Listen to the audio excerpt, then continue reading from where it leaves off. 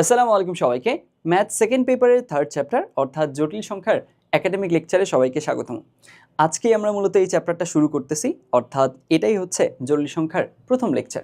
তো আমরা প্রথম টপিকে চলে যাই। আমাদের প্রথম টপিকটা হচ্ছে কাল্পনিক সংখ্যার উৎপত্তি। তো কাল্পনিক সংখ্যার উৎপত্তি আলোচনা করার আগে আমাদের প্রথমে কাল্পনিক সংখ্যার ডেফিনেশন বা কাল্পনিক সংখ্যা বলতে কি বোঝায় সেটা জানা জরুরি। এখন এইটা জানার ক্ষেত্রে আমরা স্কুল লেভেল পর্যন্ত সংখ্যার যে শ্রেণী বিভাগ সেটা সম্পর্কে কি কি জানছি সেইগুলো একটু রিকল করে নিব। তো স্কুল লেভেল পর্যন্ত আমরা মূলত বাস্তব সংখ্যা সম্পর্কে জানছি এবং বাস্তব সংখ্যার বিভিন্ন যে সাবসেট, গুরুত্বপূর্ণ সাবসেটগুলো সেগুলো সম্পর্কে ক্লিয়ার আইডিয়া নিছি। কীরকম যে স্বাভাবিক সংখ্যা, পূর্ণ সংখ্যা, মূলদ সংখ্যা, অমূলদ সংখ্যা, এই ব্যাপারগুলো সম্পর্কে জানছি। অ্যান্ড সব কিছু নিয়ে কি আমাদের হচ্ছে স্বাভাবিক সংখ্যা, পূর্ণ সংখ্যা, মূলদ, অমূলদ, এই সবগুলো নিয়েই কি আলটিমেটলি আমাদের বাস্তব সংখ্যাটা। এখন এই যে বাস্তব সংখ্যা সম্পর্কে ওভারঅল আমাদের ধারণা স্কুল লেভেল পর্যন্ত হয়েছে, এই বাস্তব সংখ্যার খুবই প্রমিনেন্ট একটা প্রপার্টি হচ্ছে যে এইখানে বাস্তব সংখ্যার উপরে স্কোয়ার করলে কখনোই আমরা নেগেটিভ জিনিসপত্র পাবো না। কীরকম? তুমি দেখো, বাস্তব সংখ্যার যারা নেগেটিভ সদস্য আছে, মনে করো -13 বা -10, -7, এদের উপর স্কোয়ার করলে আমরা কি পাচ্ছি? পজিটিভ পাই। আবার জিরোর উপর স্কোয়ার করলে জিরোই পাই। আবার পজিটিভ জিনিসের উপর স্কোয়ার করলে তো অবভিয়াসলি পজিটিভই পাই। তার মানে আলটিমেটলি বাস্তব কোনো জিনিসের উপরে স্কোয়ার করে আমি কখনো নেগেটিভ জিনিসপত্র আনতে পারতেছি না। সবসময় হয় পজিটিভ আসতেছে, না হয় জিরো আসতেছে, অর্থাৎ নন নেগেটিভ জিনিসপত্র আসতেছে, অঋণাত্মক জিনিসপত্র আসতেছে। ঠিক এই জায়গাতেই কাল্পনিক সংখ্যা ব্যাপারটা ডিফারেন্ট। কাল্পনিক সংখ্যা হলো সেই সংখ্যাগুলো যাদের উপর স্কোয়ার করলে নেগেটিভ আসে। বুঝছি? তার মানে আমাদের এখন পর্যন্ত স্কুল লেভেল পর্যন্ত যেই সংখ্যার যে শ্রেণী বিভাগ সেটার কেসে আমরা কি জানছি যে বাস্তব সংখ্যা নিয়ে মূলত আমরা কাজ করছি, এবং বাস্তব সংখ্যার কেসে ওর উপর স্কোয়ার করলে সবসময় আমরা নন নেগেটিভ জিনিসপত্র পেতাম। এখন আমরা কাল্পনিক সংখ্যার সাথে পরিচিত হচ্ছি। এটা কি ধরনের সংখ্যা? এটা হলো সেই ধরনের সংখ্যা যার উপরে স্কোয়ার করলে আমরা সবসময় নেগেটিভ জিনিসপত্র পাবো। বুঝছি? এইটাই হচ্ছে একদম কোর ডিফারেন্স আমরা এখন পর্যন্ত যা জানছি তারপরে এখন যা জানতে যাচ্ছি সেইটার।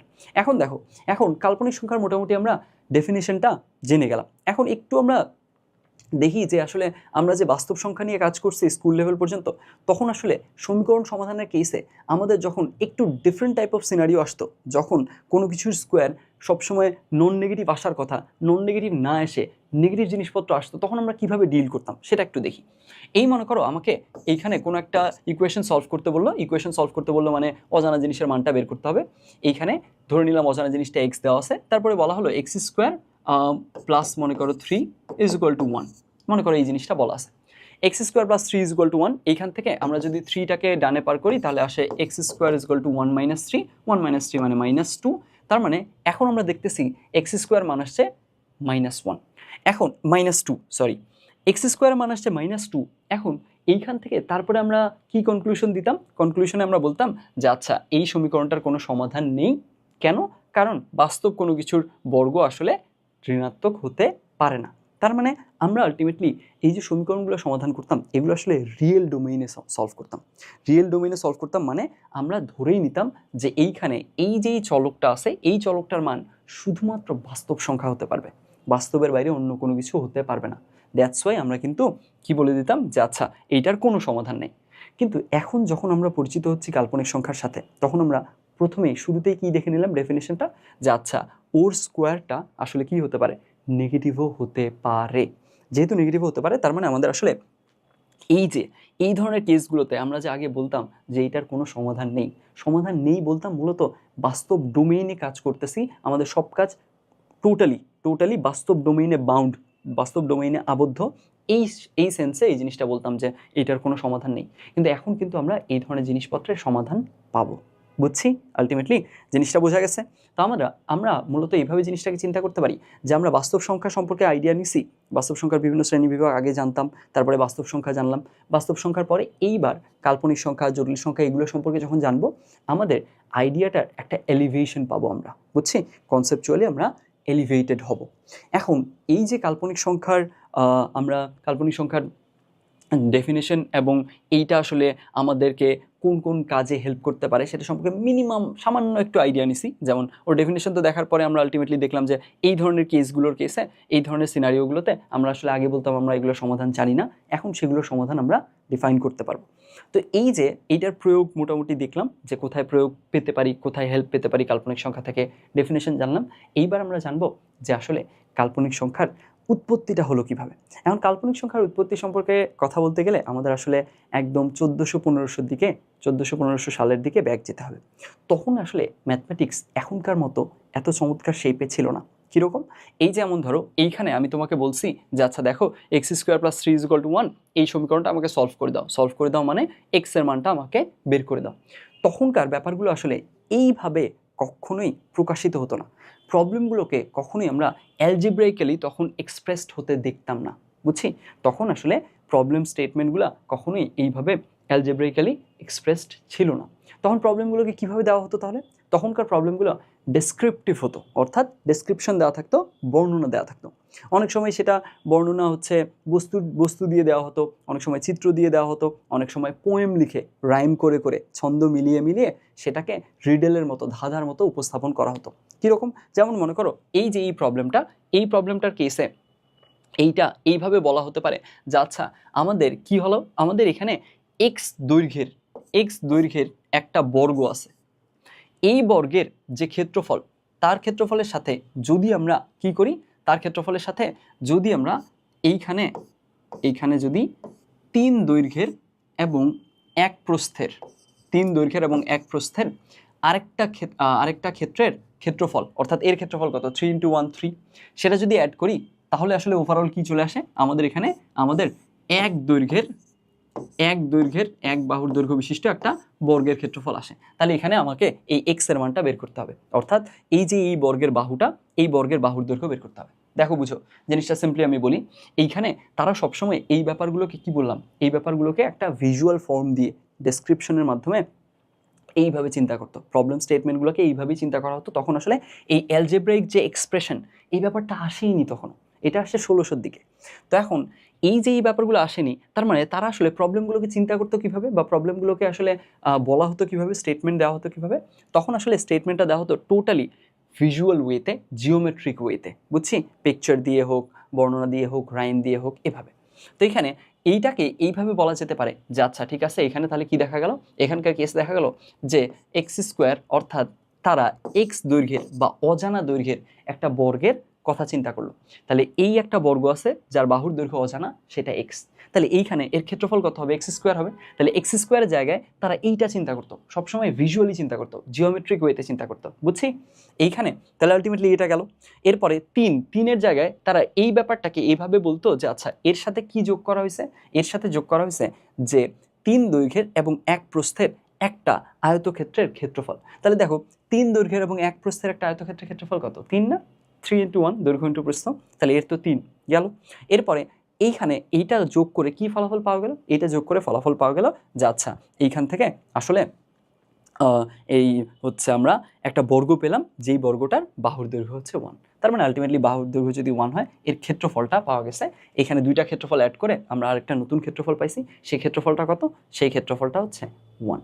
এইভাবে করে সবসময় তারা জিনিসগুলোকে এইভাবে চিন্তা করতো। এখন এইভাবে চিন্তা করার একটা বড় ব্যাপার হচ্ছে কি জানো, তাদের কেসে আসলে যখন সমীকরণ তারা সমাধান করতেছে, যেহেতু তারা সব কিছুকে রিয়েল লাইফের সাথে ওরিয়েন্টেড করতেছে, রিয়েল লাইফের সাথে রিলেট করে জিনিসগুলোকে ইম্যাজিন করতেছে, তাদের জন্য কোনো সমীকরণের সমাধান নেগেটিভ হওয়াটা সেন্সই মেক করতো না। তাদের জন্য আসলে একটা সমীকরণের সমাধান আসলে নেগেটিভ সামথিং এই ব্যাপারটাই তাদের জন্য আসলে এক্সিস্টই করতো না। মানে আলটিমেটলি অর্থাৎ আমাদের যদি মনে করো আমি বললাম যে আচ্ছা x + 7 = 3, এইটা মনে করো বলা হলো, তো এই ব্যাপারটাকে তো আমি এখন এইভাবে বলতেছি। তো এখন আমি আসলে নেগেটিভ নাম্বারের কনসেপ্ট জানি, নেগেটিভ নাম্বারের কনসেপ্ট জানার কারণে এখন আমি বলতেছি x এর মানটা কত, 7 ওপাশে নিয়ে গেলাম, -7 হয়ে গেল, -4 হলো, তাহলে x এর মান হচ্ছে -4। তাহলে এইখানে কি বলা হচ্ছে, এইখানে মূলত আমার কাছে এমন একটা সংখ্যা চাওয়া হয়েছে যার সাথে 7 যোগ করলে 3 আসে। কার সাথে 7 যোগ করলে 3 আসে, -4 এর সাথে। -4 এর সাথে 7 যোগ করলেই আলটিমেটলি কি আসতেছে, +3 আসতেছে। কিন্তু তাদের কেসে ব্যাপারটা তো তারা সবসময় ভিজুয়ালি সবসময় ওই জিনিসটা রিলেট করে এইভাবেই প্রবলেমগুলো স্টেটমেন্ট আসতো। তো আলটিমেটলি তাদের কেসে এই প্রবলেমটা যদি তাদেরকে দেওয়া হতো বা তাদের কেসে এই প্রবলেমটা উত্থাপিত হতো, তাহলে তাদের কেসে এই জিনিসটা কীভাবে উত্থাপিত হতে পারতো, তাদের কেসে এই জিনিসটা এরকম ছিল যে আচ্ছা 7 দৈর্ঘ্যের একটা লাঠি আছে, 7 একক দৈর্ঘ্যের একটা লাঠি আছে, 7 মিটার ধরে নিলাম, 7 মিটার দৈর্ঘ্যের একটা লাঠি থাকলো, তার সাথে x মিটার দৈর্ঘ্যের বা অজানা দৈর্ঘ্যের আর একটা লাঠির দৈর্ঘ্য অ্যাড করলাম, আমি যুক্ত করলাম, এরপরে রাখলাম। তাহলে একদম এইখানে এখন টোটাল দৈর্ঘ্য কত? এখন টোটাল দৈর্ঘ্য বলা হচ্ছে, টোটাল দৈর্ঘ্য হচ্ছে 3। তাহলে টোটাল দৈর্ঘ্য এখানে 3। দেখো এইটুকু 7, এর সাথে এক্স দৈর্ঘ্যের একটা লাঠি যোগ করা হলো, তাহলে আলটিমেটলি আমাদের টোটাল যে দৈর্ঘ্যটা, এই দৈর্ঘ্যটা টোটাল দৈর্ঘ্যটা পাওয়া গেল 3। এখন কথা হলো, তুমি নিজে একটু চিন্তা করে দেখো তো, রিয়েল লাইফ সিনারিওতে, বাস্তবের সিনারিওতে এই জিনিসটা কি কখনো হওয়া পসিবল? অফকোর্স না, কারণ এইখানে এক্স এর মান তখন আসলে এই যে -4 হতে হবে, অর্থাৎ একটা লাঠির দৈর্ঘ্য নেগেটিভ কিছু হতে পারবে। এই জিনিসটা তো আসলে আলটিমেটলি রিয়েল লাইফে সেন্স মেক করে না, একটা লাঠির দৈর্ঘ্য কীভাবে -4 একক হয়। সো এই ধরনের কেসগুলো তখন আসলে এইভাবে ডিল করা হতো। দ্যাটস ওয়াই তাদের কেসে কোনো সমীকরণের সমাধান নেগেটিভ নাম্বার, এই জিনিসটাই তারা মানতে পারতো না বা চিন্তা করতে পারতো না, বা তাদের চিন্তার ধরনটা এরকম ছিল না। যখনই কোনো কিছুর কেসে ম্যাথমেটিক্যাল অপারেশন শেষে দেখা যেত যে আচ্ছা এইখানে আসলে এই কোনো একটা চলক যাকে নিয়ে আমরা কাজ করতেছিলাম সেইটার মানটা আসতেছে নেগেটিভ কিছু কোনো সমীকরণের সমাধান হিসেবে, তখন আলটিমেটলি এই জিনিসটাকে তারা সবসময়ই এই ব্যাপারটা সম্পর্কে কি ছিল, অবলিভিয়াস ছিল, বা এই ব্যাপারটা সবসময় নেগলেক্ট করে যাওয়া হয়েছে, কারণ সেই জিনিসটা বাস্তবে তাদের কাছে সেন্স মেক করে নাই। বুঝা গেছে? সো আলটিমেটলি এখানে তুমি দেখো, তাহলে x² রিলেটেড একটা প্রবলেমকে আজকে আমরা যেভাবে দেখি তখনকার সময়ে সেভাবে দেখা হতো না। বুঝছি? এখন x³ রিলেটেড একটা প্রবলেমকে আজকে আমরা দেখি x³ প্লাস, মনে করো যে লিখলাম আমি x³ = 15x + 4, মনে করো এটা একটা কিউবিক ইকুয়েশন লিখলাম। তো এখানে আমি ফাইন্ড আউট করার চেষ্টা করি যে আচ্ছা x একটা নাম্বার, এই নাম্বারটার কেসে যদি রিয়েল ডোমেইনে কাজ করি, আমি এমন একটা রিয়েল নাম্বার খুঁজতেছি যার কিউবটা করলে 15x + 4 আসবে, তাই না? আর যদি আমি কমপ্লেক্স ডোমেইনে চিন্তা করি, যেমন আজকে আমরা জটিল সংখ্যার ভেতরে যাচ্ছি, তখন কমপ্লেক্স ডোমেইনে তাহলে আসলে তখন আমি কমপ্লেক্স নাম্বারকেও সেই লিবার্টিটা দিব এক্সের জায়গায় বসার, তখন আলটিমেটলি এমন একটা কমপ্লেক্স নাম্বার আমি ফাইন্ড আউট করার চেষ্টা করব যার কিউব করলে 15x + 4 আসে, অর্থাৎ ওই কমপ্লেক্স নাম্বারটার সাথে 15 গুণ করে গুণফলটা +4 আসে। এই জিনিসটা এখন ফাইন্ড আউট করতেছে, কিন্তু তাদের কাছে এই ব্যাপারটা তো তারা এইভাবে চিন্তাই করতো না। তাদের কাছে x³ তারা চিন্তা করতো একটা ঘনকের মতো, যেই ঘনকের বাহুর দৈর্ঘ্য x। তুমি নিজে চিন্তা করো তো, একটা ঘনকের যদি বাহুর দৈর্ঘ্য x হয়, ওর আয়তনটা কত হবে? x³ হবে না? তো আলটিমেটলি ওরা ওই x³ একটা x দৈর্ঘ্য বিশিষ্ট ঘনকের আয়তন হিসেবে চিন্তা করতো। বোঝা গেছে? সো তাদের কেসে এই ব্যাপারটা পুরোপুরি ভিজুয়ালি তারা ডিল করতো। এই কারণে আমাদের কেসে আমরা এখন যেভাবে চিন্তা করি, তাদের চিন্তার ধরনের সাথে খুব বড় একটা তফাৎ কিন্তু ছিল। এখন এই যে কোনো সমীকরণের সমাধান তাদের কাছে নেগেটিভ আসলো, এটা মেক সেন্স করতো না, এটা তাদের কাছে এই জিনিসটার কোনো মূল্য নাই, এই জিনিসটা আলটিমেটলি সাটল, এটা ভ্যালুলেস, এই জিনিসটা মনে হতো। এই ব্যাপারটার আরও একটা ইম্প্যাক্ট কী ছিল? আর একটা ইম্প্যাক্ট ছিল এরকম যে তারা কোনো সমীকরণের কেসে ওইটার সহগ যে নেগেটিভ হতে পারে, কোনো সমীকরণের কোনো একটা টার্মের সহগ নেগেটিভ, এই জিনিসটাও তাদের কাছে এক্সিস্ট করতো না, তারা জিনিসটাকে এইভাবে দেখতো না। কীরকম? আমি তোমাকে খুবই সিম্পলি বলি। এই মনে করো আমি একটা দ্বিঘাত সমীকরণ লিখলাম, x² + 26x - 27 = 0। আচ্ছা, এটা আমরা সবাই সলভ করতে পারি না? অফকোর্স সলভ করতে পারি, তাই না? এই জিনিসটা তো আমরা অবশ্যই স্কুল লেভেল পর্যন্ত যদি আমরা জিনিসগুলো ঠিকঠাক গো থ্রু করে থাকি, তাহলে অবশ্যই এটা সলভ করতে পারার আমাদের কথা। দ্বিঘাত সমীকরণে সলভের আমাদের একদম নির্দিষ্ট নিয়মও আছে। আমরা ক্যালকুলেটরে এটা সলভ করতে পারি, এটা বিভিন্ন রকমভাবে আমরা সলভ করা শিখছি। কীভাবে? একটা আছে জেনারেল নিয়ম, এই যে -b ± √b² - 4ac/2a, সেটা দিয়ে, অথবা আমরা ওই যে ফ্যাক্টরাইজেশন করে ultimately x minus something into x minus another thing = 0, ওই শেপে এনে এভাবে করে আমরা উৎপাদকে বিশ্লেষণ করেও করতে পারি। এভাবে বিভিন্নভাবে এটা সলভ করা যায়। এইটুকুকে আমরা যদি একটা ফাংশন হিসেবে ডিক্লেয়ার করি, এইটুকুকে ফাংশন হিসেবে ডিক্লেয়ার করার পরে তারপরে সেইখানে আমাদের এই যে এই টার্মটার উৎপাদকগুলো আমরা বসায় এক্সের জায়গায় বসায় চেক করতাম না, যেটার জন্য f(x) এর ভ্যালু 0 আসতো, ওইটা আসলে কি হতো? যদি মনে করো এখানে এখানে 1 0 আসলো, তার মানে বুঝতে হতো যে x - 1 এইটা হচ্ছে এর একটা উৎপাদক, তারপর x - 1 উৎপাদক ধরে আমরা আরেকটা উৎপাদক বের করতাম। এভাবে করে কিন্তু x এর মানগুলো কোনগুলো হবে সেটা বের করা যায়। বিভিন্নভাবে এটা আমরা শিখছি স্কুল লেভেল পর্যন্ত। তো এখন এই যে এই প্রবলেমটাকে আমরা এখন এইভাবে দেখতেছি, তাদের কেসে আসলে ব্যাপারটা কখনো এরকম ছিল না। তাদের কেসে ব্যাপারটা কীরকম ছিল? তাদের কেসে কোনো সমীকরণের, কোনো দ্বিঘাত সমীকরণের বলো ত্রিঘাত সমীকরণের কেসে কোনো জিনিসের সহগ নেগেটিভ হতে পারে, সেটা তাদের কাছে এক্সিস্টই করতো না। তাদের কাছে সব কিছুর সহগ পর্যন্ত পজিটিভ হতে হবে, সমাধান তো পজিটিভ হতে হবেই, সহগগুলো পর্যন্ত নেগেটিভ হতে পারবে না, সহগগুলো পর্যন্ত পজিটিভ হতে হবে। কীরকম দেখো, এই মনে করো এই জিনিসটাকে তারা ভিজুয়ালাইজ করবে এইভাবে যে x square plus 26x is equal two 27। এখন তাদের কেসে এই কোয়েশ্চেনটা এইভাবে করে ডিল করা যেতে পারে। সেটা হচ্ছে কীরকম, যে আমি এইখানে তো আমরা এক্সের জায়গায় একটা সংখ্যা বসাই, সেই জিনিসটা আলটিমেটলি এই সমীকরণটা সিদ্ধ হতে হবে, তাই না? তাহলেই এক্সের মান যেটা খুঁজতেছি আমরা পেয়ে যাব সেটা। তাদের কেসে ব্যাপারটা হচ্ছে এরকম, তারা এক্স স্কোয়ারকে কার সাথে রিলেট করতো, একটু আগে বলছি না, এক্স স্কোয়ারকে রিলেট করতো একটা কিসের, বর্গের ক্ষেত্রফলের সাথে। এক্স কিউবকে রিলেট করতো একটা এক্স দৈর্ঘ্য বিশিষ্ট ঘনকের আয়তনের সাথে। এইভাবে করে জিনিসগুলো ভিজুয়ালি সবসময় আগাতো।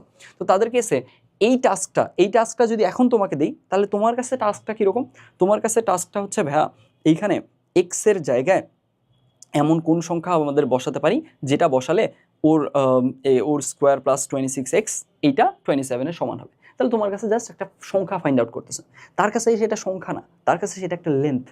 বুঝছো, তুমি যেভাবে ডিল করতেছো তার ডিলিংয়ের সিস্টেমটাই আলাদা।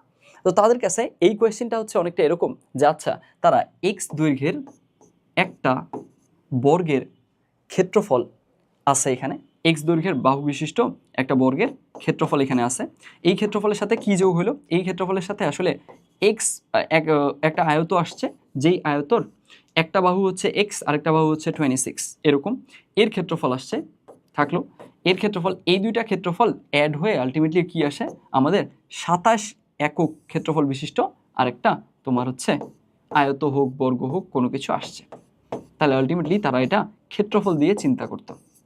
বোঝা গেছে? তাহলে আলটিমেটলি তাদের কাছে কি জিনিসটা কীরকম, যে আসলে এক্স স্কোয়ার তার মানে এক্স বাহু বিশিষ্ট বর্গের ক্ষেত্রফল, এর সাথে এক্স একটা বাহু এবং 26 আর একটা বাহু, এরকম একটা আয়তক্ষেত্রের আয়ত হোক বর্গ হোক, আলটিমেটলি আমরা তো এখন এক্সের মান জানি না, তো যেটাই হোক আলটিমেটলি এইটার হলো এই আয়তক্ষেত্রের ক্ষেত্রফলটা, এই দুইটা ক্ষেত্রফল অ্যাড করলে 27 একক ক্ষেত্রফল পাওয়া যাবে।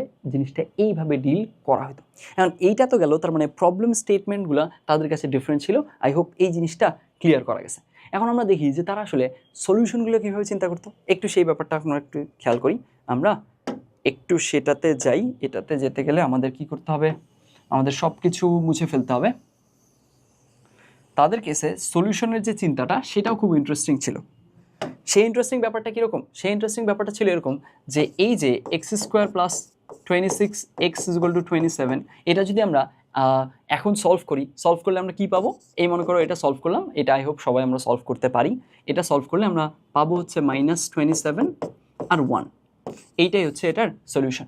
এখন দেখো তারা কিভাবে এই জিনিসটার সলভটা চিন্তা করতো।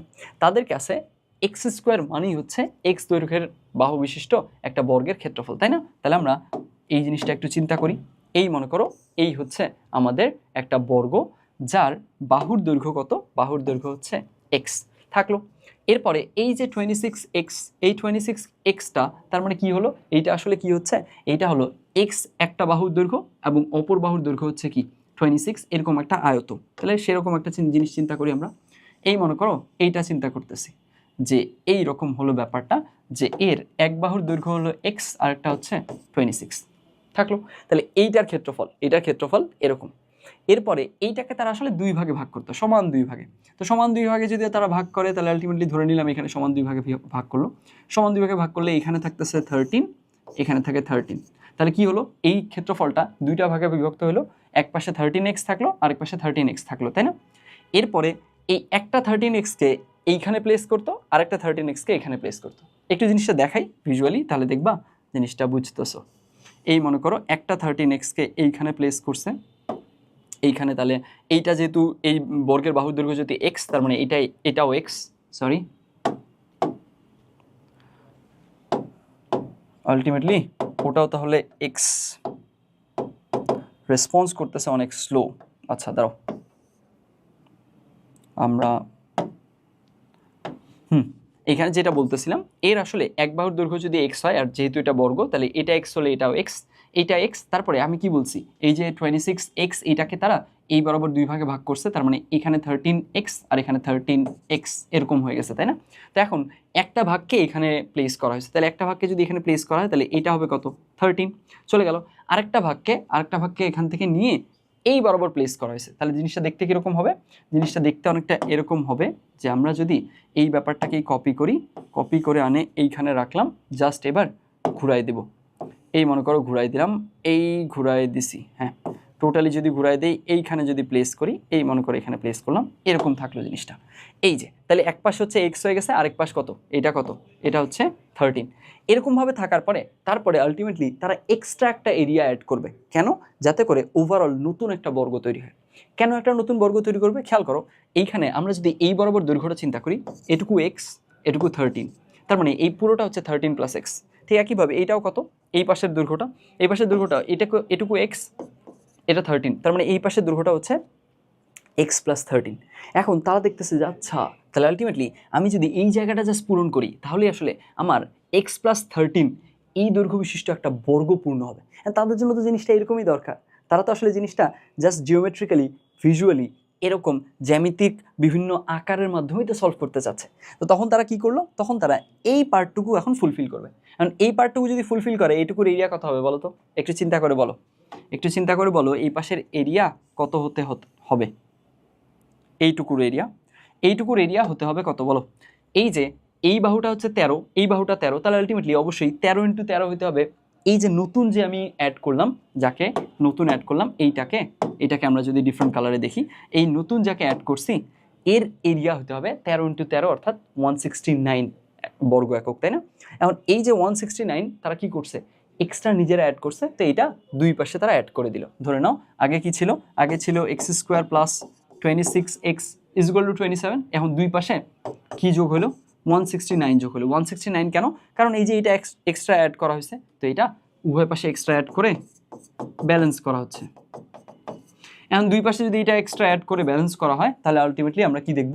তাহলে এখান থেকে আমরা দেখতেছি যে আসলে কি হয়ে গেছে, আমাদের এখানে যে জিনিসটা পাইছি সেটা হলো এরকম যে এইখানে মূলত আমাদের এই যে x square plus 13x plus 13x, তার মানে এক্স স্কোয়ার প্লাস 26x, আমরা যদি এই যে সবুজ কালার যে আছে এদের যদি আমরা ক্ষেত্রফলগুলো অ্যাড করি, কত হবে? 27 হবে। কেন 27 হয়? কারণ কোয়েশ্চেনে বলাই আছে যে x square plus 26x is equal two 27, অর্থাৎ এক্স স্কোয়ার প্লাস 13x অর্থাৎ 26x, তাহলে এক্স স্কোয়ার প্লাস 26x করলে 27 হবে।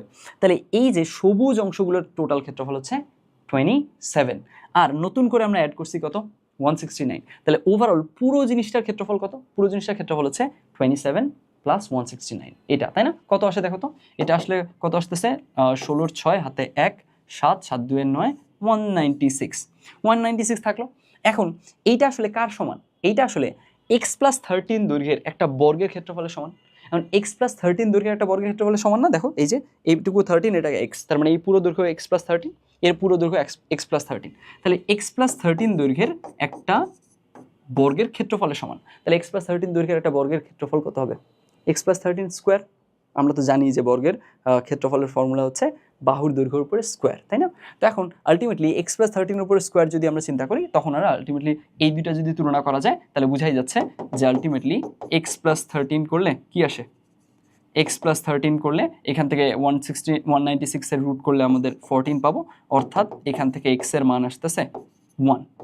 তো তাদের কাছে এই যে শুধুমাত্র 1 সলিউশনটা এইটা এক্সিস্ট করে। তাদের কাছে ব্যাপারটা হচ্ছে এরকম যে আচ্ছা, তার মানে এই যে আমি অজানা যে বর্গের বাহুর দৈর্ঘ্য খুঁজতেছিলাম, x খুঁজতেছিলাম, এখানে x খুঁজতেছি মানেই হচ্ছে এই অজানা বর্গের বাহুর দৈর্ঘ্য খুঁজতেছি। তো তাদের কাছে মেক সেন্স করতো যে আচ্ছা, এই অজানা বর্গের বাহুর দৈর্ঘ্যটা হতে হবে 1 হলেই আলটিমেটলি এই সিনারিওটা বিল্ড আপ করা পসিবল। কিন্তু আমাদের কাছে জিনিসটা তো ডিফারেন্ট। আমাদের কাছে এই এক্সটা জাস্ট একটা সংখ্যা, এইটাকে কোনো রিয়েল সিনারিওতে একটা দৈর্ঘ্যের সমান হতে হবে এমন কিছু তো আমরা চিন্তা করি না। তো যার কারণে আমাদের কাছে সমাধান কি মনে হচ্ছে? আমাদের কাছে সমাধান মনে হচ্ছে -27 হবে, 1ও হবে, তাই না? তাদের কেসে এই যে এই ব্যাপারটা যখন তারা সলভ করলো, তখন আসলে তাদের কাছে শুধুমাত্র 1 থাকলো, তারা -27 সম্পর্কে অবগতই হলো না, কারণ -27 তাদের কাছে মেক সেন্সই করবে না। একটা বর্গের বাহুর দৈর্ঘ্য কীভাবে -27 হতে পারে? একটা বর্গের বাহুর দৈর্ঘ্য পজিটিভ সামথিং হবে, তাই না? আলটিমেটলি এইটা কীভাবে নেগেটিভ হতে পারে? সো আলটিমেটলি এইখানে আসলে এক্স যেহেতু তারা জিওমেট্রিক্যালি ওই জিনিসটার সাথে কোরিলেট করে ফেলছে, দ্যাটস ওয়াই তারা আসলে এই জিনিসটা মানতে নারাজ। বোঝা গেছে? আগেকার ব্যাপারগুলো এইভাবে চলতো। এখন এইভাবে এই যে দ্বিঘাত সমীকরণের সমাধান, এইভাবে করা হতো। অ্যান্ড এইগুলো অনেক আগে থেকেই আসলে, আমি যখনকার সময়কালের কথা বললাম 1400-1500, তখনকার অনেক আগে থেকেই ম্যাথমেটিশিয়ানরা জানতো।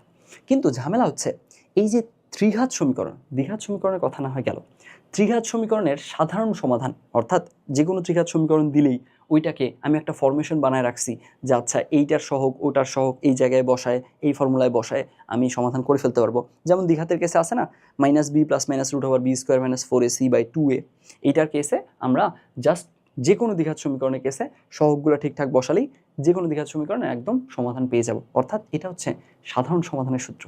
কিন্তু ত্রিঘাতের কেসে আসলে এইরকম কোনো ফর্মুলা তখনও আলটিমেটলি তারা বের করে ফেলতে পারেনি। এখন এই জিনিসটা বিভিন্ন ঘটনাক্রমে 1545 সালে জিওলার্মো কার্ডানো নামে একজন ব্যক্তি এই জিনিসটা ওনার আর্টস ম্যাগনা নামে একটা পেপারে তখন পাবলিশ করলো যে আচ্ছা উনি আলটিমেটলি এই ত্রিঘাত সমীকরণের কেসে এইটার জেনারেল সলিউশন বের করে ফেলতে পারছে। অর্থাৎ যে কোনো ত্রিঘাত সমীকরণের কেসে যদি তাকে দেওয়া হয় ত্রিঘাত সমীকরণগুলো, তখন ওগুলোর সহগগুলো ঠিকঠাক বসালে আমরা তখন জেনারেল সলিউশন পেয়ে যেতে পারি। অর্থাৎ যে কোনো ত্রিঘাত সমীকরণ দিলে উনি ওটা উনার ফর্মুলা অনুযায়ী সলভ করা যাবে। এটা উনার আগ পর্যন্ত কেউ করতে পারেনি। এই যে আর্টস ম্যাগনা এই পেপারটা যখন উনি করতে গেছিল তখন আসলে উনি খেয়াল করলো কিছু কিউবিক ইকুয়েশনে উনি আসলে বেশ ঝামেলা পোহাচ্ছে। আলটিমেটলি এগুলো তার কাছে একটা অদ্ভুত টার্ম দিচ্ছে, যেই টার্মটার কেসে কি আসতেছে, √/ সামথিং আসতেছে। কীরকম সেটা একটু দেখাই। এইখানে আমরা যদি আরেকটা পেজ নিয়ে ফেলি, সেইখানে আমরা এই ব্যাপারটা নিয়ে একটু আলোচনা করি যে এই যে মনে করো x³ + x³ = 15x + 4, এই মনে করো এইটা একটা কিউবিক ইকুয়েশন। তো জিওলার্মো কার্ডানো খেয়াল করলো যে আচ্ছা এই কিউবিক ইকুয়েশনটা আমার যে ফর্মুলা, এই ফর্মুলায় যদি যখন আমি সবগুলো সহগ টহগ বসায় চিন্তা করতেছি তখন আসলে আমার এইরকম টার্ম আসতেছে। কীরকম টার্ম? √2 + √/-121 আর আসতেছে প্লাস কিউব রুট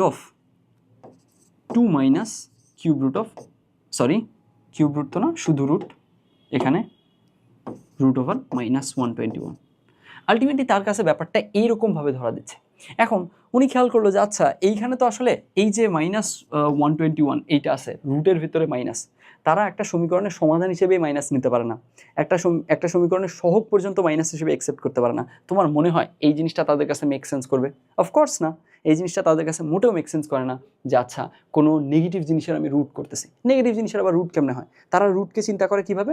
তারা রুটকে চিন্তা করে কোনো একটা বর্গের ক্ষেত্রফল দেওয়া আছে, বর্গের বাহুর দৈর্ঘ্য বের করতে হবে এরকমভাবে। যেমন আমি যদি তোমাকে 4-এর রুট বলি, 4-এর রুট করলে তাহলে কত আসে? 2 আসে না? তো এখন এই যে 2 আসে, তাদের কাছে ব্যাপারটা এরকম যে আচ্ছা 4 ক্ষেত্রফলের একটা বর্গ, 4 ক্ষেত্রফল দেওয়া আছে, এটা একটা বর্গের ক্ষেত্রফল, এই বর্গের বাহুর দৈর্ঘ্য বের করতে হবে। আচ্ছা কোন বর্গের হচ্ছে ক্ষেত্রফল 4 হবে? যখন একটা বর্গের বাহুর দৈর্ঘ্য 2 হবে। এই যে এইভাবে তারা চিন্তা করতো, বুঝছি। যদি 9-এর রুট করতে দেওয়া হয় তাদের কাছে থট প্রসেসটা এরকম যে আচ্ছা আমাদের 9 একক ক্ষেত্রফল বিশিষ্ট একটা বর্গ দেওয়া আছে, ওই বর্গের বাহুর দৈর্ঘ্য বের করতে বলছে। তো তখন দেখা গেল যে আচ্ছা 3 একক দৈর্ঘ্য যদি হয় ওই বর্গটার বাহুর, তখন আলটিমেটলি তার ক্ষেত্রফলটা 9 হবে। তাদের কাছে চিন্তার ধরনটা ছিল এরকম। তো তোমাকে যদি আমি তখন ওই সময়ে গিয়ে বলি যে আচ্ছা একটা বর্গের ক্ষেত্রফল হচ্ছে minus something, -121, of course that doesn't make any sense, বুঝছি। তো তাদের কাছে এই ব্যাপারটা তখন আসলে এই জিনিসটা মেক সেন্স করেনি, যার কারণে ইনি এই কেসটা নেগলেক্ট করে গেছে নিজের আর্টস ম্যাগনা পেপারে, চলে গেল। কিন্তু এর পরবর্তীতে এই যে এই ধরনের ইকুয়েশনগুলো সলভ করতে গিয়ে এই ধরনের টার্ম অ্যারাইজ করতেছে, তার বেশ কয়েক বছর পরে আলটিমেটলি ইটালিয়ান একজন ইঞ্জিনিয়ার, ওনার নাম ছিল মনে হয় বম্বেলি নামের একজন ইটালিয়ান ইঞ্জিনিয়ার, তখন উনি এইখান থেকে আগানো শুরু করলো। এখন এই যে উনি অর্থাৎ আলটিমেটলি ওই আর্টস ম্যাগনার রাইটার হচ্ছে কার্ডানো। এখনও দেখবা অনেক সময় কিউবিক ইকুয়েশনের সলভের যে সাধারণ রুলটা, এটাকে অনেক সময় কার্ডানোস মেথড বলে। তো ওই যে কার্ডানো, যিনি কিউবিক ইকুয়েশন সলভিংয়ের জেনারেল সলিউশন দিয়ে গেছে, উনি যেখানে ছেড়ে গেছে সেই জায়গা থেকেই আলটিমেটলি বোম্বেলি কাজ শুরু করলো। তো তখন উনি বোম্বেলি কাজ শুরু করার পরে এই জিনিসটার কেসে এইখানে এই যে 2 + হচ্ছে √/-121, এটার উপরে কিউব রুট আছে, এইটাকে উনি আলটিমেটলি এইভাবে চিন্তা করলো যে আচ্ছা এইটার কিউব রুটটা আসবে কীরকমভাবে? এইটার কিউব রুটটা আসবে আমাদের অর্ডিনারি যে নাম্বারগুলো আমরা জানি সেইটা প্লাস হচ্ছে এইটা প্লাস হলো কীরকম হবে, এইটা plus root over minus something, এইভাবে চিন্তা করলো। তারপরে তখন এইখান থেকে এইভাবে চিন্তা করার পরে আলটিমেটলি উনি এটার সলভিংয়ের কেসে এই জিনিসটা মেক সেন্স করাতে পারলো। দেখো ব্যাপারটা বুঝো, ঝামেলাটা বুঝো। এইটার ওনার কাছে মনে হচ্ছিল যে আচ্ছা এইটা সলভ করতে গিয়ে আলটিমেটলি আমার এই ধরনের জিনিস ফেস করতে হচ্ছে, রুট ওভার মাইনাস সামথিং। তো রুট ওভার মাইনাস সামথিং কেমনে হয়, রুটের ভিতরে তো মাইনাস কোনো কিছু হতে পারে না। তো আলটিমেটলি এইটার তাহলে এই সমীকরণের কোনো কি নাই, এই সমীকরণের কোনো বাস্তব সমাধান নাই, এই ডিসিশন উনি দিল। কিন্তু পরবর্তীতে ওই যে ইটালিয়ান ইঞ্জিনিয়ার বম্বেলি উনি আলটিমেটলি এইখান থেকে এইটার কিউব রুটটা কীরকম হতে পারে সেই জিনিসটা চিন্তা করার পরে সেই জিনিসটাকে এইভাবে চিন্তা করলো, একটা অর্ডিনারি নাম্বার মানে রিয়েল নাম্বার আর কি, রিয়েল নাম্বার একটা এখানে বসলো, তার সাথে আমরা যদি রুট ওভার মাইনাস সামথিং এইভাবে করে চিন্তা করি এর কিউব রুটটা, তখন জিনিসটা মেক সেন্স করতেছে। অ্যান্ড আলটিমেটলি উনি এইভাবে আগায় দেখলো যে আচ্ছা এইটার মান কত আসে, এইটার মান আসে 2 প্লাস রুট ওভার মাইনাস 1, এইটার মান কত আসে, এইটার মান আসে 2 মাইনাস রুট ওভার মাইনাস 1। এখন এই দুইটা তো অ্যাড হয়েই আমাদের সমাধান দিত, তাহলে এই দুইটা অ্যাড হয়ে গেল, এই দুইটা অ্যাড হয়ে আমাদের আসলো 4। এখন এই যে তার মানে আলটিমেটলি আমরা যেই জিনিসটাতে এসে আটকে গেছিলাম আমি এবং বলছিলাম যে এটা কোনো মেক সেন্স করে না, এটার কোনো সেন্স নেই, এইটা টার্ম আসছে মানে এটার কোনো সমাধান নাই, আসলে বাস্তব সমাধান নাই। কিন্তু আলটিমেটলি আগায় দেখা গেল এটার বাস্তব সমাধান তো আছে, কারণ এই যে এই নাম্বারটা তো বাস্তব নাম্বার, 4 পজিটিভ নাম্বার, বাস্তব নাম্বার। সো আলটিমেটলি তখন দেখা গেলো যে আচ্ছা এই 4 কি আসলেই একে সিদ্ধ করে, 4 কি আসলেই এর সমাধান? তখন দেখা গেলো হ্যাঁ আসলেই তো এর সমাধান। তুমি যে বসায় দেখো 4 কিউব মানে কত, 4 কিউব মানে হচ্ছে 64, আর এখানে তুমি বসায় দেখো 4 ইন্টু 15 তার মানে 60, 60 প্লাস 4 মানে 64। তাহলে বুঝাই যাচ্ছে যে 4 অবশ্যই এর সমাধান এবং 4 বাস্তব, 4 পজিটিভ। সো এইখানে তখন আসলে যেই জিনিসটা বলা হলো যে আচ্ছা এই যে ধীরে ধীরে তখন এই রুট ওভার মাইনাস সামথিং এইটার অ্যাকসেপ্টেন্সটা বাড়া শুরু করলো। রুট ওভার মাইনাস সামথিংকে তখন এইভাবে করে তারা চিন্তা করতে শুরু করলো বা এটার উপযোগিতারা চিন্তা করা শুরু করলো যে রুট ওভার মাইনাস সামথিং নিজে বাস্তব না, কিন্তু সে আসলে বাস্তবতাকে ফুটায় তুলতে বা বাস্তবতার ইন্টারমিডিয়েট স্টেপ হিসেবে, মধ্যবর্তী স্টেপ হিসেবে সেই জিনিসটা বেশ চমৎকারভাবে কাজ করে। বোঝা গেছে? তাহলে আলটিমেটলি এই যে এইখানে তাহলে এই যে কাল্পনিক সংখ্যা বা অবাস্তব সংখ্যা এইটার কেসে এইটার বিশেষত্ব কিভাবে চিন্তা করা গেল যে আচ্ছা এটা নিজে বাস্তব না, অফকোর্স সে নিজে বাস্তব না, বাস্তব সংখ্যার মধ্যে সে ইনক্লুডেড না, কিন্তু সে আসলে বাস্তবতাকে বা বাস্তব সিনারিওগুলোকে, বাস্তব জিনিসপত্রকে এক্সপ্লেইন করতে পারে অসাধারণভাবে। অ্যান্ড এটা এখনও সত্যি। তুমি আলটিমেটলি এখন যদি ওয়েভ ইকুয়েশন থেকে শুরু করে অনেক জায়গায় তুমি দেখবা যে এইখানে আসলে অনেক বাস্তব জিনিসকে খুবই অসাধারণভাবে এক্সপ্লেইন করা যায় এই অবাস্তব জিনিস দিয়ে। সে নিজে বাস্তব না, কিন্তু সে আসলে বাস্তব ব্যাপারগুলোকে এক্সপ্লেইন করতে খুব অসাধারণভাবে হেল্প করতেছে। বুঝা গেছে? এই তো তারপরে তখন এই জিনিসটাকে এইভাবে চিন্তা করা শুরু হলো এবং এইটাকে প্রথম দিকে ম্যাথের ইন্টারমিডিয়েট স্টেপ হিসেবে এটা আসতে পারে এই জিনিসটা রিকগনাইজ করা শুরু হলো। এরপরে সেট তত্ত্বের জনক Rene Descartes root over minus 1 এইটার যে আলটিমেটলি প্রয়োগটা, এই ব্যাপারটাকে উনি বেশ পপুলারাইজ করছে অ্যান্ড এইটাকে উনি নামকরণ করছে ইম্যাজিনারি নাম্বার, যে নামটা পরে স্টিক করছে যে হ্যাঁ এটাকে এখনও স্টিল ইম্যাজিনারি নাম্বার বা কাল্পনিক সংখ্যা বলা হয়। তো এরপরে লিওনার্ড অয়লার এই ব্যাপারটাকে আই দিয়ে এক্সপ্রেস করছে, এই প্রতীকটা উনি প্রবর্তন করছে। পরবর্তীতে ওই প্রতীকটা দিয়ে আমরা এখনও সেই জিনিসটাকেই এক্সপ্রেস করি, i is equal to root over minus 1 চিন্তা করা হয়। এই ছিল আমাদের মোটামুটি কাল্পনিক সংখ্যার ইতিহাস। এইখানে আমি জাস্ট ওভারঅল সামারিটা মোটামুটি করে বলার ট্রাই করছি। এখন এই জিনিসটা আমি কোত্থেকে নিছি সেই সোর্সটাও বলে দিই, যাতে করে তোমাদের কারো আগ্রহ থাকলে সেই ব্যাপারটা দেখে আসতে পারো। আমি জানি না কতটা গুছায় তোমাদেরকে বলতে পারলাম। সেটা হচ্ছে ভেরিটাসিয়াম নামে একটা ইউটিউব চ্যানেল আছে। তো তুমি জাস্ট এই জিনিসটা ইউটিউবে সার্চ করবা এপিক ম্যাথ ডুয়েল ভেরিটাসিয়াম। এই ব্যাপারটা যখন সার্চ করবা তখন দেখবা এপিক ম্যাথ ডুয়েলটা হলো ওই ভেরিটাসিয়ামের ওই ভিডিওর থাম্বনেইলে লেখা আছে, সার্চ করলেই চলে আসবে। সেইখানে ইম্যাজিনারি নাম্বার কোত্থেকে আসলো, কিভাবে আসলো সেটা একদম ডিটেইলে বলা আছে। আমি এখন আজকে যে কথাগুলো বললাম সেগুলো আসলে ওই ভিডিও থেকেই নিয়েই, ওই ভিডিওটাকে সোর্স হিসেবে রেখেই তারপরেই বলা। বুঝা গেছে? সো এখন তোমরা ওই জিনিসটা গিয়ে দেখতে পারো। সেখানে আসলে এইখানে আমি তো জাস্ট ডিরেক্ট একদম কার্ডানোর কথা বলছি যে আচ্ছা কার্ডানো নামে একজন ছিল যিনি হচ্ছে ত্রিঘাত সমীকরণের হচ্ছে একটা জেনারেল সলিউশন আর্টস ম্যাগনাতে দিছে, কিন্তু এর আগেও আসলে বেশ কিছু কিন্তু ঘটনাক্রম আছে, সেই সবগুলো জিনিস ওখানে বেশ চমৎকারভাবে গুছিয়ে বলা আছে। আগ্রহ থাকলে সেটা অবশ্যই দেখে আসতে পারো। তো এই ছিল আমাদের কাল্পনিক সংখ্যার উৎপত্তির গল্প। আমরা প্রথমেই এই চ্যাপ্টারের শুরুতেই একটু গল্প করে নিলাম। তাহলে একটু সামারাইজ করি এবার, গল্প যেহেতু শেষ মোটামুটি, তাহলে আমরা দেখলাম যে আচ্ছা আমরা স্কুল লেভেল পর্যন্ত বাস্তব সংখ্যা সম্পর্কে পরিচিত ছিলাম। বাস্তব সংখ্যার ধর্ম কী? সেই ধর্মটা হচ্ছে, বাস্তব সংখ্যার ধর্ম হলো ওর উপর স্কোয়ার করলে আমি কখনোই নেগেটিভ কিছু পাবো না, হয় জিরো পাবো না হয় পজিটিভ পাবো, অর্থাৎ অঋণাত্মক জিনিসপত্র পাবো। এখন আমরা নতুন একটা ধরনের সংখ্যার সাথে পরিচিত হচ্ছি, যেটা হচ্ছে কাল্পনিক সংখ্যা, যেটা একটা নিউ ভ্যারিয়েন্ট, আমাদের কনসেপ্টটাকে একটা নিউ এলিভেশন দিবে। সেই কাল্পনিক সংখ্যার কেসে ব্যাপারটা হচ্ছে এর ধর্ম কি? এর ধর্মটা হচ্ছে এই রিয়েল নাম্বার থেকে কেন স্ট্যান্ড আউট করে? সেই কারণটা হচ্ছে এর স্কোয়ার করলে নেগেটিভ আসে। তাহলে যে সকল সংখ্যার স্কোয়ার করলে সবসময় নেগেটিভ পাবো তারা হচ্ছে কাল্পনিক সংখ্যা বা ইম্যাজিনারি নাম্বার, আর যাদের স্কোয়ার করলে নন জিরো পাবো, নন নেগেটিভ পাবো, অঋণাত্মক জিনিসপত্র পাবো, সেগুলোই হচ্ছে বাস্তব সংখ্যা। এই গেল আমাদের বাস্তব সংখ্যা যা পড়ে আসছিলাম, সেইখান থেকে এখন যেটা দিয়ে শুরু করবো ইম্যাজিনারি নাম্বার, সেটার কোর বেসিক ডিফারেন্স। এরপরে কি বলছিলাম? এরপরে বলছিলাম যে কাল্পনিক সংখ্যার যে এই ধারণাটা, এটা কিভাবে ধীরে ধীরে ধীরে ধীরে ইভলভ হলো সেই জিনিসটা। এখানে শুরুতেই আমি তোমাকে এটা বোঝানো ট্রাই করছি যে আমরা এখন যেভাবে আসলে ম্যাথমেটিক্যাল কাজকর্ম করি এই বিভিন্ন এক্সপ্রেশন দিয়ে, এইভাবে তখন আসলে কাজকর্মগুলো করা হতো না 1400-1500 দিকে। তখন এইগুলো আসলে কিভাবে করা হতো? এইগুলোকে তখন আসলে বিভিন্ন ইমেজ দিয়ে, বিভিন্ন ডেসক্রিপশন দিয়ে, একদম বিভিন্ন পোয়েম দিয়ে, ছন্দ মিলিয়ে এইভাবে উপস্থাপন করা হতো প্রবলেমগুলো। এখন তারপরে সেখান থেকে এইখানে ওইগুলোকে ভিজুয়ালি জিওমেট্রিক বিভিন্ন শেপ দিয়ে, এদের এরিয়া দিয়ে, এদের ভলিউম দিয়ে, অর্থাৎ এদের ক্ষেত্রফল, আয়তন, এগুলো দিয়ে চিন্তা করে করে জিনিসগুলো সলভ করা হতো। বুঝছি? এই যে এখানে তোমাকে বলছিলাম যে তাদের জন্য কোনো একটা প্রবলেমের হচ্ছে সলিউশন, চলকের মান নেগেটিভ হতে পারে, এটা তাদের জন্য অ্যাকসেপ্টেবল ছিল না। কেমনে অ্যাকসেপ্টেবল হবে? তারা তো সবসময় রিয়েল লাইফের সাথে জিনিসটা ম্যাচ করে করে জিনিসগুলো চিন্তা করতেছে, তাই না? তো কোনো দৈর্ঘ্য তো নেগেটিভ হতে পারে না, তো যার কারণে এটা তার কাছে মেক সেন্স করে না। ঠিক একইভাবে তারপরে কোনো এরিয়া নেগেটিভ হবে না, কোনো এরিয়া নেগেটিভ হবে না, so ultimately root over something তো এক্সিস্ট করে না।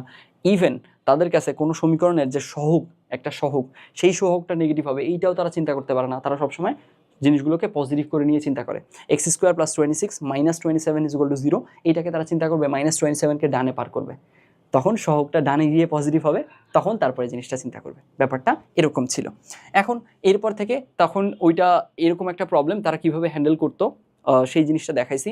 তাদের কেসে এই যে তারা এভাবে হ্যান্ডেল করতো, এইভাবে হ্যান্ডেল করার কেসে তারা যে আসলে নেগেটিভ সলিউশনগুলো, এই জিনিসগুলো টোটালি নেগলেক্ট করে যাচ্ছে, সেই ব্যাপারটা উপস্থাপন করছি যে আচ্ছা এইখানে তারা এই সমীকরণটা সমাধান কত পাইছে? এই সমীকরণটা সমাধান পাইছে তাদের কেসে 1, কারণ তারা চিন্তাই করছে যে এক্স হচ্ছে কি একটা বর্গের বাহুর দৈর্ঘ্য, সো অফকোর্স বর্গের বাহুর দৈর্ঘ্য নেগেটিভ হবে না। এই -27 এই নাম্বারটাও যে এর সলিউশন, তারা সেই জিনিসটা পর্যবেক্ষণ করতে পারবে না। এরপরে সেইখান থেকে পরবর্তীতে কিউবিকে আসলাম। কিউবিকের কেসে দেখা গেল যে এই ধরনের কিউবিকগুলো সলভ করার কেসে এই শেপগুলো অ্যারাইজ করতেছিল, তখনই এই শেপগুলো অ্যারাইজ করতেছে, মানে এটার আসলে কি নাই, এটার আসলে সমাধান থাকার কথা না। কিন্তু পরে দেখা গেল বোম্বেলি নামের একজন ইটালিয়ান ইঞ্জিনিয়ার যেইখানে কার্ডানো ছেড়ে গেছিল, সেই জায়গা থেকে পুল অফ করে আলটিমেটলি এইগুলো জিনিসকে, এই যে কিউব রুট দেওয়া আছে, এই কিউব রুটের ব্যাপারগুলোকে, ভেতরের জিনিসটাকে উনি এই শেপে চিন্তা করছে।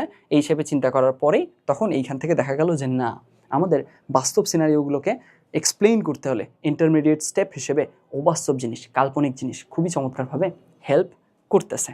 বুঝছি? এই ছিল আমাদের মোটামুটি আলোচনা। এখন আমরা এইবার কাল্পনিক সংখ্যার কেসে কাল্পনিক সংখ্যার পরিচয় জানলাম, হিস্ট্রিটা জানলাম। এখন কাল্পনিক সংখ্যাকে কী দিয়ে এক্সপ্রেস করে সেটাও কিন্তু বলছি। সেখানে কি বলা হয়েছিল যে আচ্ছা এই যে কাল্পনিক সংখ্যা আমরা চিন্তা করতেছি, মানে কাল্পনিক সংখ্যা মানেই হচ্ছে যার বর্গ হবে ঋণাত্মক, অর্থাৎ যে হবে এরকম রুট ওভার মাইনাস সামথিং মানেই কাল্পনিক, কথা শেষ। বুঝছি? তাহলে কাল্পনিক সংখ্যা বা ইমাজিনারি নাম্বার মানে কি? এই শেপটা হবে রুট ওভার মাইনাস সামথিং। এখন সামথিংয়ের জায়গায় যে কোনো রিয়েল নাম্বার বসতে পারে, 10 বসতে পারে, 11 বসতে পারে, 100 বসতে পারে, 1 বসতে পারে, 1.5 বসতে পারে, যে কোনো কিছু বসতে পারে। বুঝলাম? এখন এইটা গেল কাল্পনিক সংখ্যার একদম জেনারেল শেপটা। আর এইটার ক্ষুদ্রতম একককে আমরা আই দিয়ে প্রকাশ করি। আইটা দিছিল লিওনার্ডো অয়লার, এটাও বলছিলাম। তো এইখানে এইটার ক্ষুদ্রতম একক হচ্ছে রুট ওভার মাইনাস ওয়ান, এটাকে আই দিয়ে আমরা প্রকাশ করি আর কি। I for imaginary, I for imaginary থেকে এটাকে আই দিয়ে এক্সপ্রেস করা হয়। এখন কথা হচ্ছে যে এইটার কেসে এই যে আই ইকুয়াল টু √(-1) এইটা দিয়ে এক্সপ্রেস করার সুবিধা হচ্ছে যে আমরা যে কোনো হলো গিয়ে ইমাজিনারি নাম্বারকে আমরা আই এর থ্রুতে এক্সপ্রেস করতে পারবো। কীরকম? মনে করো তুমি বললা √(-27) এটা কি ইমাজিনারি নাম্বার কিনা? উত্তর হচ্ছে অফকোর্স ইমাজিনারি নাম্বার। এখন এটাকে আই দিয়ে কীভাবে এক্সপ্রেস করা যায় একটু দেখি আমরা। এটাকে আই দিয়ে এক্সপ্রেস করা যায় এইভাবে যে √(27) ইন্টু -1। এখন এই -1-এর জায়গায় কী লেখা যায়? আই স্কোয়ার লেখা যায় না? একটু দেখো তো, আই মানেই তো √(-1), তাহলে আই স্কোয়ার মানে -1, খুবই সিম্পল কথা। তাহলে আই স্কোয়ার মানে -1। তাহলে এই যে -1-এর জায়গায় আমরা কি লিখতে পারি? -1-এর জায়গায় লিখতে পারি আই স্কোয়ার। যেহেতু -1-এর জায়গায় আমি আই স্কোয়ার লিখতে পারি, আই স্কোয়ার হয়ে গেছে, তাহলে এটাকে এভাবে চিন্তা করা যায় যে √(27i) √(27i) তাহলে দেখো কি হলো, আমাদের √(-27) এটাকে √(27i) হিসেবে চিন্তা করা গেল। আচ্ছা, যদি এরকম লিখি আমি √(-104), তাহলে এখান থেকে এইটাকে কি লেখা যাবে বলো তো? এটাকে লেখা যাবে √(104i). বুঝা গেছে? সো আলটিমেটলি আইটাকে কাল্পনিক সংখ্যার একদম ক্ষুদ্রতম একক হিসেবে সেট করার ফলে আমরা যে কোনো কাল্পনিক সংখ্যাকে আই দিয়ে এক্সপ্রেস করতে পারতেছি। বুঝছি? এই তো এইবার আমরা দেখব এই যে আই দিয়ে এক্সপ্রেস করলাম, কাল্পনিক সংখ্যার হিস্ট্রি জানলাম, কাল্পনিক সংখ্যার প্রকাশ জানলাম, যে কোনো কাল্পনিক সংখ্যাকে আই দিয়ে প্রকাশ করা যায়, এই ব্যাপারটা দেখলাম। এখন এই আই এর বিভিন্ন প্রপার্টি দেখব এবং আই নিয়ে কাজ করব। শুরু করি তাহলে।